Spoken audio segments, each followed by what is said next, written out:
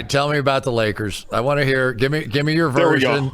Tell me about the Lakers. Go ahead, just lay it all on me, and come on. Yeah, just number 17. It's as a Lakers fan, it's been a long drought in between championships. It's been 10 years, and obviously with the devastating loss of Kobe Bryant, we needed this. We needed this pick me up. LeBron James, Anthony Davis, Rajon Rondo, they all played fantastic in the playoff.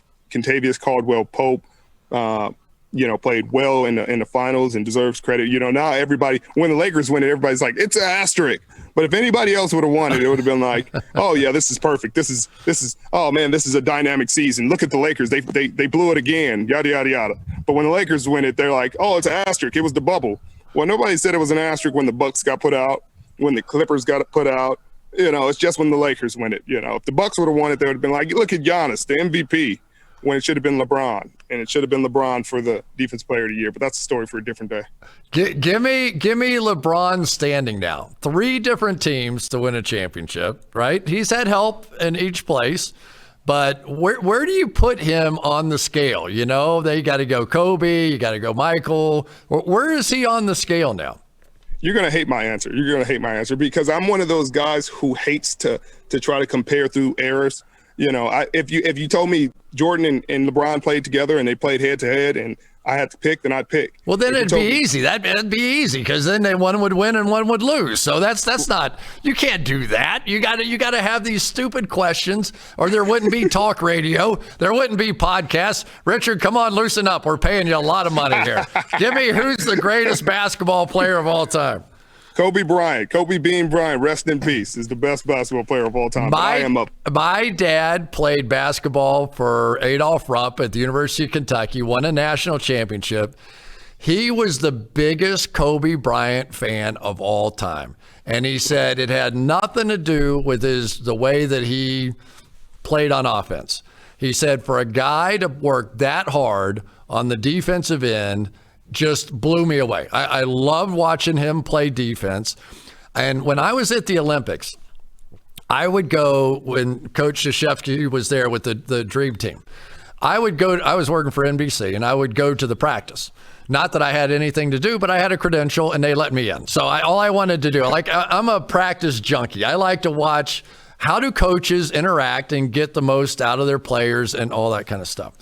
And it was really interesting because Krzyzewski, whenever he would call him up in a huddle, he would not talk louder than this in the huddle. And those guys would be leaning in and they're paying attention. I mean, the greatest of the greats in the NBA, right?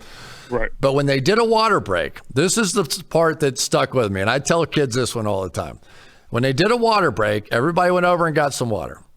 Kobe Bryant had a guy who fed him as many three-point passes as he could. He just shot threes the whole time everybody else was on a water break and didn't even blink. Then he went back to practice and and he went about his business. But the great ones, they practice.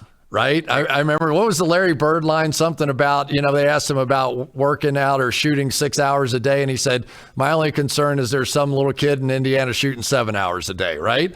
And the great ones believe and work, and that defined Kobe. Right. And that's what I appreciated. As a kid growing up, seeing that work ethic, hearing about it, hearing him speak about it, hearing his tenacity.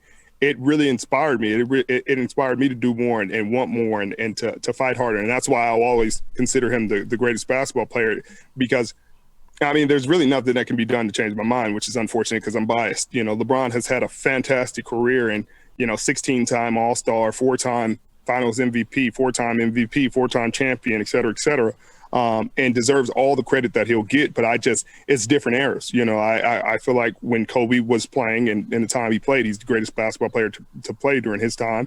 I think during this time, this is LeBron's era. LeBron's era has been the longest, longer than Jordan's, longer than Kobe's. He's in year 17 and still getting finals MVPs and should have got a regular season MVP and got another championship, another All-Star, I think Kobe, still got All-Stars, but Jordan didn't make it to year 17. And so you got to give him credit for that. But like you said, Kobe's defense, his tenacity, the things that he brought that changed the structure of his team really what it for me. I would have loved to have had Kobe here to talk about the social justice movement and what was going on in this country right now. I got to interview him a few times at the Olympics. He was a remarkably patriotic guy. He really was. And he spoke about this country in glowing terms. I also know that he would have been very uncomfortable with a lot of what was going on. I just wonder, I really miss his voice in this time. It would have been fantastic to hear him. Yeah, it would have been powerful. It would have been another powerful advocate that could potentially bring people together. I mean, this time it's so divisive. Everything is divisive. Everything is one side or other. It's black or white. It's Republican or Democrat. And it's sad. It's really sad because through just about every election that I've been alive in these short 32 years, there's politics. There's Democratic and Republican, but it's never been this egregious, this far of a disparity between the politics, and almost to the point where it's not really about the politics. The politics are almost masking racism. And that's where it's getting troubling for me. And, guys talking about they're going to start a civil war if one guy loses. And, I don't think it's ever been to that point. I don't think this country has ever been to the point where somebody's talking about starting a war because somebody loses. You lose because you didn't get the votes, because the majority of the country wants the other guy. And for somebody to say that, I think, obviously they should be in jail, but there's not enough people condemning it, and that speaks to where our country is at this point. It's a very strange time indeed. Can you remember where you were when Kobe passed, when you got that news? It probably I can remember exactly where I was. I was on a plane, an hour into a plane to Miami to the Super Bowl. Really? Yep. John Lynch came up to me and told me Kobe Bryant has crashed in a helicopter crash. That's the rumor. It hadn't been confirmed, and that was I had nothing. I couldn't even believe it. Over the years, I had been an admirer of Kobe Bryant, but I had a chance to meet him, become friends with him, exchange numbers. He played my softball game, and became somebody I was able to lean on and have conversations with. When I tore my Achilles, he was the first person to reach out. And to hear him pass just was unbelievably sad news. It was, you understand that you're excited to be going to the Super Bowl, but this is a game we play. That's life or death. He has a family, he has kids that he'll never see again. They'll never see their father.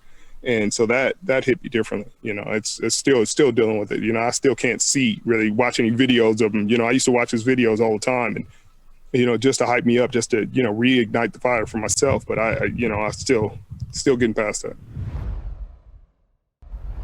You want to get rid of me and get back to more great PFF YouTube content? All you have to do is push that button right there and subscribe. Thanks for watching.